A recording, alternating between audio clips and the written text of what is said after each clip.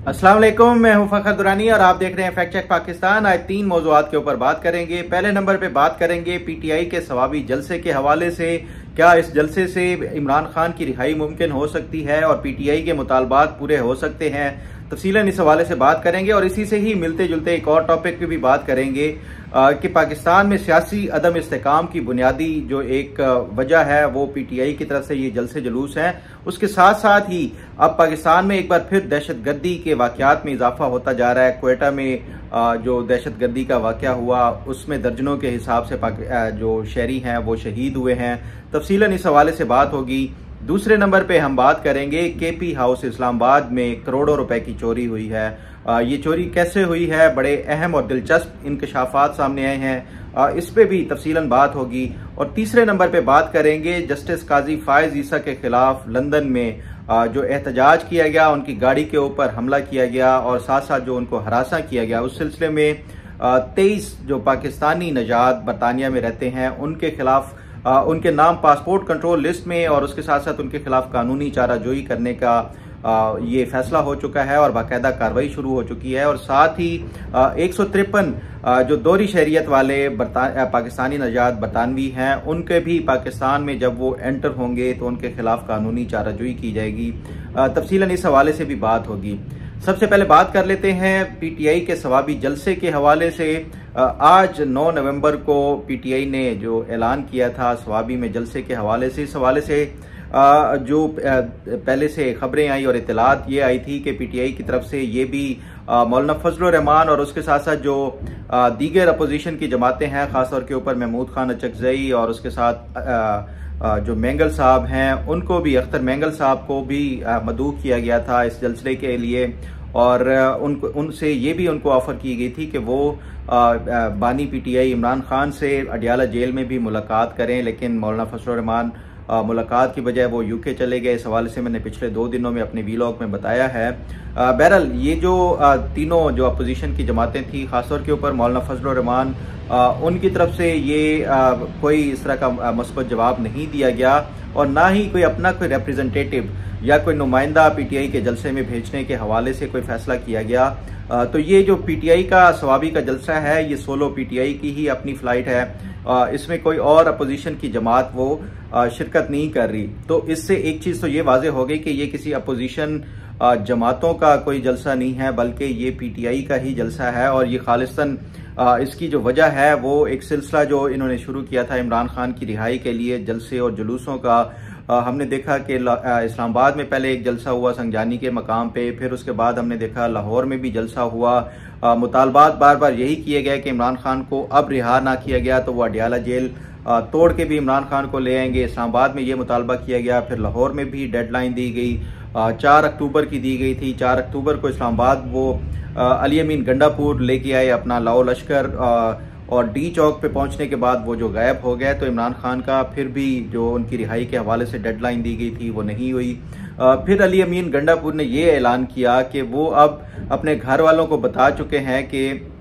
अब वो अपने जो कफन है वो साथ बांध के आएंगे और इमरान खान को रिहा किए बगैर नहीं जाएंगे। अब सवाबी में एक बार फिर जलसा करके ये एक नई डेडलाइन और नई एक तारीख दी जाएगी इमरान खान की रिहाई के लिए। और जो मुतवक्के तौर के ऊपर यही है जो सवाबी के जलसे का मकसद भी कि इमरान खान की रिहाई के लिए हुकूमत के ऊपर दबाव डाला जा सके।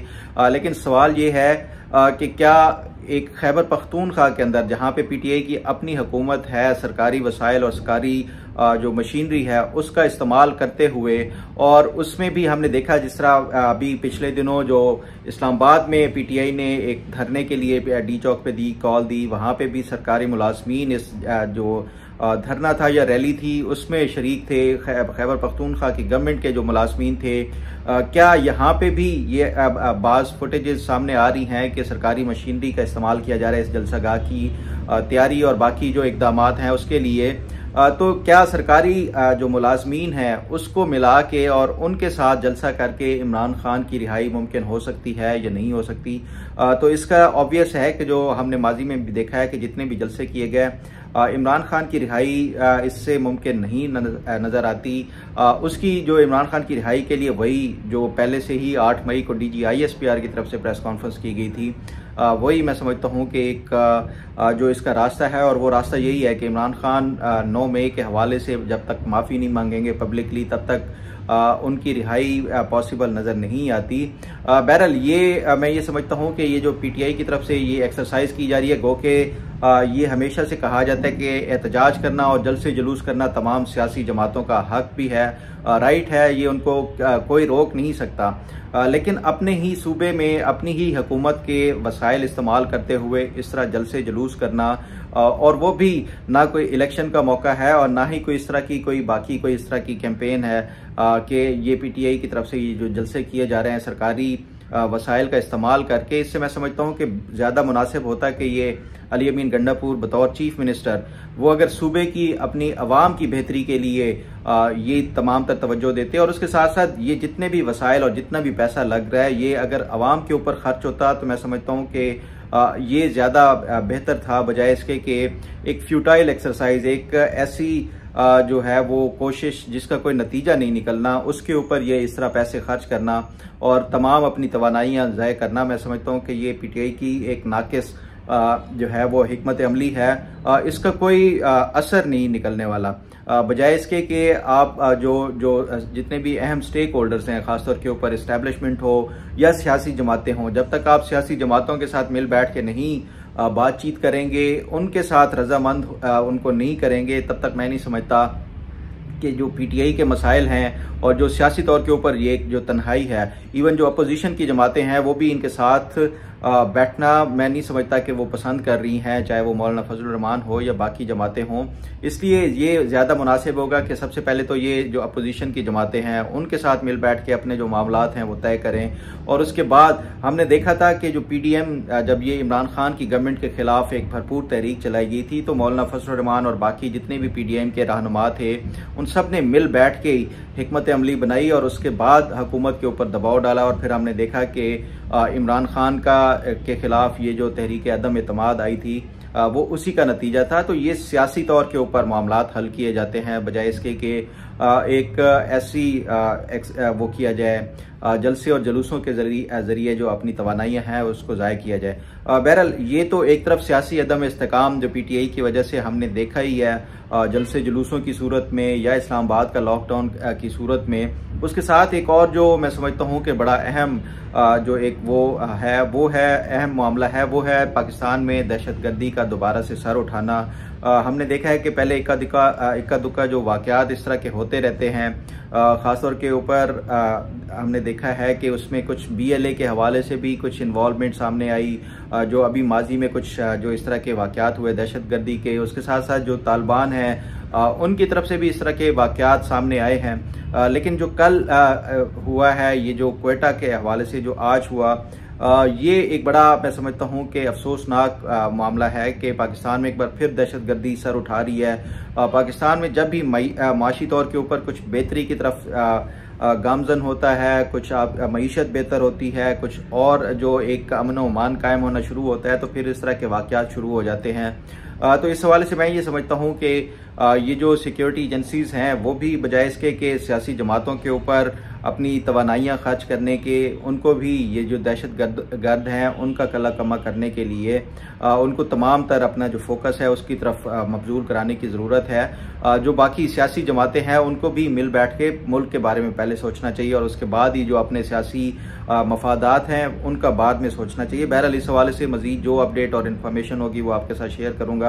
अब ज़रा बात कर लेते हैं एक बड़ा अहम वाक़या केपी हाउस में जो है वो करोड़ों के हिसाब से चोरी का इंकशाफ हुआ है। आपको याद है कि 4 अक्टूबर को जब अली अमीन गंडापुर जो खैबर पख्तूनख्वा से इस्लामाबाद डी चौक की तरफ वो अपना जो जुलूस था या एहतजाज का जो एक वो था सिलसिला था उन्होंने शुरू किया, यहाँ पे जब इस्लामाबाद पहुँचे उनके वर्कर्स और उनके बाकी जो सरकारी एहलकारान जिसमें पुलिस के लोग भी शामिल थे वो भी उनके साथ यहाँ पे डी चौक पहुँचे, और उसके बाद फिर हमने देखा कि अली अमीन गंडापुर अपने वर्कर्स को ये कह के चले गए कि वो केपी हाउस जा रहे हैं, वापस आएंगे। उसके बाद फिर हमने देखा कि इस्लामाबाद पुलिस ने जो है वो केपी हाउस में एंटर हुई और फिर ये खबरें चलना शुरू हो गई कि अली अमीन गंडापुर गिरफ्तार हो गए हैं। शाम तक यही खबरें चलती रही और ये कहा गया खासतौर के ऊपर जो खैबर पख्तूनख्वा गवर्नमेंट की तरफ से जो सूबाई वज़रा हैं उन्होंने भी इस हवाले से पहले कंफर्म किया कि अली अमीन गंडापुर से रब्ता नहीं हो रहा, वो गालबन गिरफ्तार हो गए हैं। फिर वो 4 दिनों के बाद वो जब वापस आए और केपी असम्बली में जाके उन्होंने तकरीर की, फिर उन्होंने एक जो कहानी सुनाई थी वो तो एक तरफ है, जो केपी हाउस में तोड़ फोड़ की गई, जो पुलिस इस्लामाबाद पुलिस और उसके साथ साथ जो FC के एहलकारान दाखिल हुए थे, अली अमीन गंडापुर और जो बाकी जो प्रोटेस्टर थे उनकी गिरफ्तारी के हवाले से, उस पे खैबर पख्तूनख्वा की जो सूबाई काबीना है उसने एक इंक्वायरी जो कमेटी है वो बनाई ताकि इसकी पूरी खासतौर के ऊपर जो तोड़ फोड़ हुई, जो नुकसान हुआ केपी हाउस का, उसका पूरा एस्टिमेट लगाने के लिए और जो वाक़यात और हकायक हैं उनको इकट्ठा करके एक रिपोर्ट पेश की गई केपी हाउस जो गवर्नमेंट की तरफ से। उस रिपोर्ट का ये मैं आपके साथ शेयर भी कर देता हूँ जो इस अपनी स्क्रीन के ऊपर, जिसमें आप देख सकते हैं कि उस रिपोर्ट में ये बताया गया है कि मजमूई तौर के ऊपर जो नुकसान हुआ है कि list of missing items of the guest MPAs cash है, ये तकरीबन कोई 10 लाख और 60,000 रुपए ये कैश जो MPAs और उनका जो वहाँ पे गेस्ट केपी हाउस में रह रहे थे वो कोई मिसिंग है। वो कहते हैं कि ये चोरी कर लिया गया जब ये पुलिस ने रेड किया। फिर उसके साथ साथ जो डैमेजेस है, मिसिंग आइटम्स हैं इन खैबर पख्तूनख्वा हाउस इस्लामाबाद, वो ये बताते हैं कि 1 मिलियन का जो है वो फर्नीचर और जो बाकी फिक्सचर था, कर्टन्स, जो पर्दे वगैरह और ये सारे, ये कोई 1 मिलियन के तकरीबन ये नुकसान हुआ है। उसके साथ साथ वो कहते हैं damages to machinery and equipment, DVR, CCTV cameras और लैपटॉप्स, ये कोई 15 लाख रुपए का ये नुकसान हुआ है। साथ ही वो ये कहते हैं कि जो कैश अमाउंट पड़ी थी केपी हाउस में, वो कोई cash amount pertains to room rent of Khyber Pakhtunkhwa house Islamabad, जो खैबर पख्तूनख्वा हाउस में जो कमरे किराए पे दिए जाते हैं केपी हाउस का, ये एक तो MPAs वगैरह आते हैं या फिर उनके तवज्जुह से कोई भी यहाँ पे खैबर पख्तूनख्वा से आके केपी हाउस में किराए के ऊपर वो रेंट के ऊपर वो लिया जाता है। तो वो जो कैश था वो ये कहते हैं, ये जो इंक्वायरी जो रिपोर्ट है उसके मुताबिक कोई 6 मिलियन यानी 60 लाख रुपए वो पैसे पड़े थे, वो गायब हो गए हैं, वो चोरी कर लिए गए हैं जब ये पुलिस ने रेड किया। फिर उसके साथ साथ वो कहते हैं कि approximate cost does not include weapons, ammunitions, mobile phones, bulletproof jackets, pocket phones, shoes, bags, gas mask, ये सारा जो है वो कोई तकरीबन 6.4 मिलियन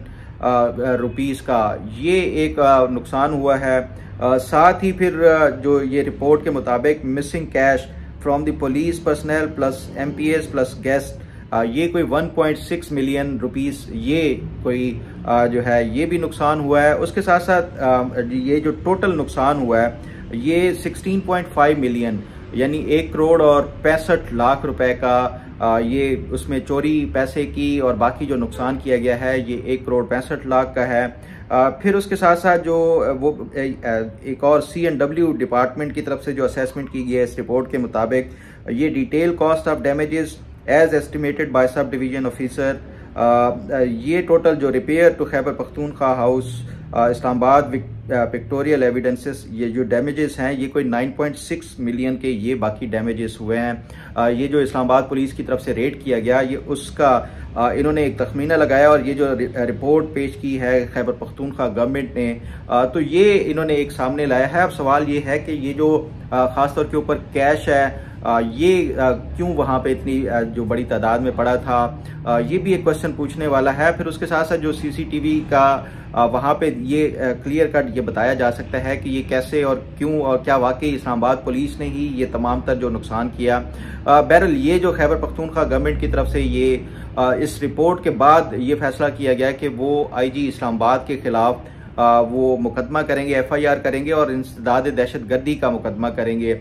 इस पे मैं कल भी बता चुका हूँ कि ये जो कोई भी गवर्नमेंट ऑफिशियल होता है जब वो अपनी ड्यूटी के सरअंजाम देने के सिलसिले में कोई भी काम करता है तो उसके ऊपर कोई FIR नहीं होती। तो ये जो खैबर पख्तूनख्वा की जो सूबाई हुकूमत है उनकी तरफ से ये वो ऐलान किया गया, मैं समझता हूँ कि ये एक बचगाना हरकत है, क्योंकि अगर ये इस तरह का काम शुरू हो जाए तो उसके बाद पाकिस्तान में कोई भी सरकारी अफसर, खासतौर के ऊपर ये जो पुलिस का महकमा है वो तो काम करना ही छोड़ देगा, और हर SHO के ऊपर फिर तो 200-200 300-300 FIRs होंगी कि ये उन्होंने काम क्यों किया, ये किसी का गिरफ्तार क्यों किया गया है, या ये क्यों किसी को पकड़ा गया है, या किसी प्रोटेस्टर को क्यों रोका गया है। तो ये जो खैबर पख्तूनख्वा गवर्नमेंट की तरफ से किया गया, मैं समझता हूँ कि इसका कोई असर नहीं होने वाला, खासतौर के ऊपर FIR की सूरत में या इंसदाद दहशतगर्दी की सूरत में जो ये इन्होंने ऐलान किया है। बहरहाल इस पे मजीद जो अपडेट और इन्फॉर्मेशन होगी वो आपके साथ ज़रूर शेयर करूँगा। अब ज़रा बात कर लेते हैं जो जस्टिस काजी फायज़ ईसा के खिलाफ जो वहाँ पे बरतानिया में जब वो गए मिडल टेम्पल में जो मास्टर ऑफ वेंचर के सिलसिले में, तो वहाँ पे जो एक एहतजाज किया गया। एहतजाज तो एक तरफ जब ये उनकी गाड़ी के ऊपर हमला किया गया और फिर उनको हरासा किया गया, गालम गलोच की गई, तो उसके बाद हमने देखा कि जो हुकूमत पाकिस्तान है उसकी तरफ से ये ऐलान किया गया था कि ये जितने भी वहाँ पे जो जस्टिस काजी फायज़ ईसा को हरासा करने में मुलव्वस थे उनके पासपोर्ट और उनका जो शनाख्ती कार्ड है वो ब्लॉक किया जाएगा। गो के इसमें ये एक हकीकत है कि ज़्यादातर जो प्रोटेस्टर थे वो बरतानवी शहरी ही हैं अब,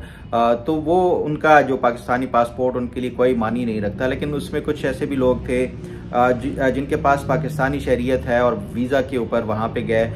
तो वो कुछ इस तरह के भी लोग हैं, उनके खिलाफ भी हुकूमत पाकिस्तान ने पासपोर्ट कंट्रोल लिस्ट में उनका नाम डाल दिया है। और साथ ही उसके 153 लोग ऐसे भी जो कि दोहरी शहरियत यानी पाकिस्तानी नजात बरतानवी शहरी हैं, उनके खिलाफ भी मुकदमात दर्ज कर लिए गए हैं कि जब वो पाकिस्तान में एंटर होंगे तो उनको फिलफोर एयरपोर्ट से ही गिरफ्तार किया जा सकेगा। तो ये जो एक इकदाम किए गए हैं, खासतौर के ऊपर जो जिन लोगों के खिलाफ इकदाम किए गए हैं, जो 23 लोग जिनका पासपोर्ट कंट्रोल लिस्ट में नाम डाला गया है, उसमें जो पहले लिस्ट जो है मेरे पास उसके मुताबिक सादिया फ़हीम है, फ़हीम गुलजार, माहीन फैसल, सिद्रा तारिक, हिब्बा अब्दुल मजीद, फिर उसके साथ साथ वकास चौहान, मोहसिन हैदर, ज़मीर अकरम, सरदार तैमूर, मोहम्मद परवेज़ अली और रुखसाना कौसर भी शामिल हैं। साथ ही इस लिस्ट में और मज़ीद जो नाम है उसमें शेख मोहम्मद जमील, मेहरान हबीब, ज़ुहैर अहमद, रहमान अनवर और मोहम्मद साजिद खान, इनका नाम भी है। फिर मज़ीद अगर लिस्ट को देखें तो इसमें खदीजा काशिफ, मोहम्मद नवीद अफजल, शहजाद कुरैशी, सुलेमान अली शाह और बिलाल अनवर, इनके नाम भी हैं। उसके साथ साथ शायान अली जो है ये उनका नाम भी इस लिस्ट में शामिल है। तो ये जो 23 लोग हैं इनका नाम पासपोर्ट कंट्रोल लिस्ट में है। ये जब भी पाकिस्तान में एंटर होंगे इनका जो है वो पाकिस्तान में फिलफौर इनको गिरफ्तार किया जाएगा और फिर उसके बाद जो मुकदमा है बाकी बाकायदा उसका ट्रायल किया जाएगा। बहरहाल मैं ये समझता हूँ कि ये जो बरतानिया में एक नया सिलसिला शुरू किया गया है कि PTI का जो भी मुखालिफ हो बरतानिया जाता है तो ना सिर्फ ये कि उनके खिलाफ एहतजाज बल्कि उसको हरासा किया जाता है, उनकी गाड़ियों के पीछे भागना, ये एक रूटीन का हमारे सामने आ रहा है। हालांकि ये एक्सपेक्ट किया जाता है कि पाकिस्तान से बाहर रहने वाले ख़ासतौर के ऊपर जो यूरोपियन ममालिक हैं उसमें जो पाकिस्तानी रहते हैं वो ज़्यादा तहजीब याफ्ता होंगे, वो ज़्यादा जो है वेल मैनर्ड होंगे, लेकिन हमने देखा है कि उससे ज़्यादा जो एहतजाज का तरीका और सलीका है, ज़्यादा बेहतर तरीका और सलीका है वो इन पाकिस्तानियों के पास है। पाकिस्तानी अपना एहतजाज भी करते हैं, लेकिन इस तरह किसी को हरासा करना, इस तरह किसी की गाड़ियों के पीछे भागना, ये मैं समझता हूँ कि ये इनको बिल्कुल भी खासतौर के ऊपर इस तरह जो तहजीब याफ्ता किसी मुल्क में और तरक्की याफ्ता मुल्क में रहने वाले शहरी हैं उनको किसी तौर पर भी जेब नहीं देता। आपके सियासी इख्तलाफात किसी के साथ भी हो सकते हैं, लेकिन उसका मतलब और मकसद ये नहीं होता कि आप किसी को इस तरह पब्लिकली जाके हरासा करना शुरू कर दें, आप किसी को पब्लिकली उनके ऊपर अटैक करना शुरू कर दें या इस तरह गाड़ियों के पीछे भागते हुए। ये बिल्कुल इंसानियत का वो एक लगता ही नहीं है कि ये एक इंसानी रवैया है जो कि ये दिखाया जाता है। तो इसलिए मेरा ख्याल है कि ये जो बैरून मुल्क पाकिस्तानी हैं वो पाकिस्तान की नुमाइंदगी कर रहे होते हैं, तो ये इस तरह अगर वो मुल्क की बदनामी कर रहे हैं बजाय इसके कि वो अपना एहतजाज या प्रोटेस्ट रिकॉर्ड करा रहे हों, प्रोटेस्ट इस तरह नहीं होते। मैं ये समझता हूँ। बहरहाल इस हवाले से मजीद जो अपडेट और इन्फॉर्मेशन होगी वो भी आपके साथ शेयर करता रहूँगा। उम्मीद है आपको आज का प्रोग्राम भी पसंद आएगा। अल्लाह ताला आपका हामी नासिर हो। अल्लाह हाफिज़।